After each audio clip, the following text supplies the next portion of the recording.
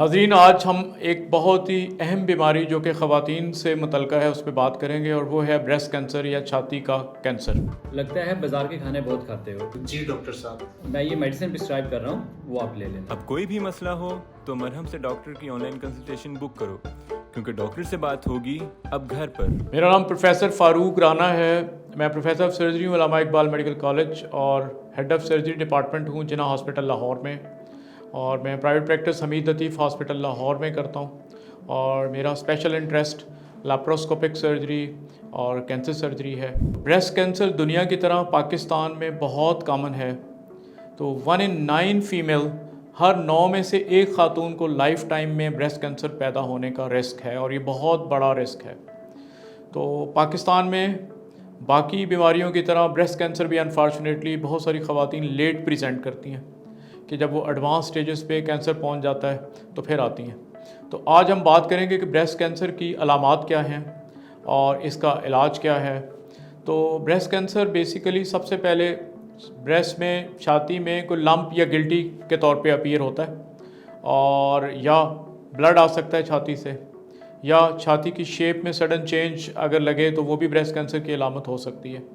तो अगर ऐसी कोई भी अलामत हो तो इसको इग्नोर नहीं करना चाहिए, क्योंकि हमारे पास जब एडवांस स्टेज पे लेट प्रेजेंट करते हैं पेशेंट, हम उनसे इंटरव्यू करते हैं कि आप लेट क्यों आए हैं, तो वो कहते हैं गिल्टी तो 2 साल से थी, लेकिन क्योंकि कोई तकलीफ़ नहीं कर रही थी, कोई दर्द नहीं कर रही थी, तो मैंने सोचा कि शायद सादा गिल्टी है, तो इसको ट्रीटमेंट की ज़रूरत नहीं है। तो अब ये बहुत बढ़ गई है और इसमें से अब ब्लीडिंग शुरू हो गई है, तो बाय द टाइम वक्त बहुत गुजर चुका होता है। तो पब्लिक के लिए मैसेज ये है कि ब्रेस्ट में अगर कोई भी लंप हो तो ये कैंसर हो सकता है, और उसको ये तसल्ली कैसे की जा सकती है कि ये सादा गिल्टी है, ये कैंसर है, कि उसका मुआयना भी किया जाए, उसका अल्ट्रासाउंड मेमोग्राम भी किया जाए, और उसका एक नीडल बायोप्सी होती है जिसको हम कहते हैं, उसमें से कुछ हम टिश्यू लेके लेबॉर्ट्री से टेस्ट करवाते हैं। जब ये तीनों टेस्ट होते हैं तो फिर हम तसल्ली के साथ कह सकते हैं कि ये कैंसर है या सादा गिल्टी है।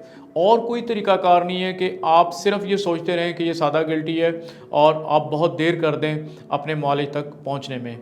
तो छाती का कैंसर, क्योंकि हर साल लाखों ख़वातीन इसकी वजह से मौत का शिकार होती हैं, और पाकिस्तान में भी हमारे पास बेतहाशा पेशेंट हैं जो कि ब्रेस्ट कैंसर के साथ आते हैं।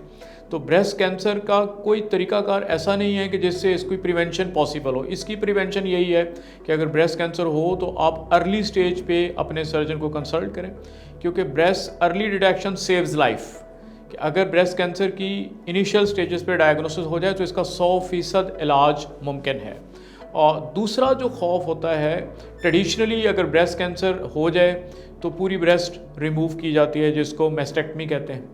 लेकिन अब बहुत जिद्दत आ गई है, एडवांसमेंट हो गई है इसके अंदर, ब्रेस्ट कैंसर की ट्रीटमेंट के अंदर। अगर इब्तदाई स्टेज पे ब्रेस्ट कैंसर का पेशेंट आ जाए तो ब्रेस्ट रिमूव करने की ज़रूरत नहीं पड़ती। ब्रेस्ट कंजर्विंग सर्जरी या ब्रेस्ट को सेव किया जा सकता है, और इफ़ेक्टिवली इसका ट्रीटमेंट और इसका क्योर पॉसिबल है। तो मेरा अब अक्टूबर का महीना पूरी दुनिया में ब्रेस्ट कैंसर की आगाही का महीना है। हम पाकिस्तान में भी उसके लिए मुख्तलिफ़ एक्टिविटीज़ करते हैं ताकि लोगों में अवेयरनेस पैदा की जाए। तो मैं इस मरहम के प्लेटफॉर्म से तमाम ख़वातीन तक ये पैगाम पहुंचाना चाहता हूं कि अगर छाती में कोई गिल्टी हो या तब्दीली महसूस हो तो प्लीज़ उसको इग्नोर ना करें।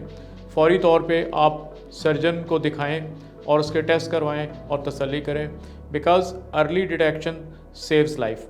और अगर इस तरह की किसी खातून को कोई अलामात हों और वो कंसल्ट करना चाहे तो marham.pk के प्लेटफॉर्म से अपॉइंटमेंट शेड्यूल करके कंसल्ट कर सकता है। Thank you very much.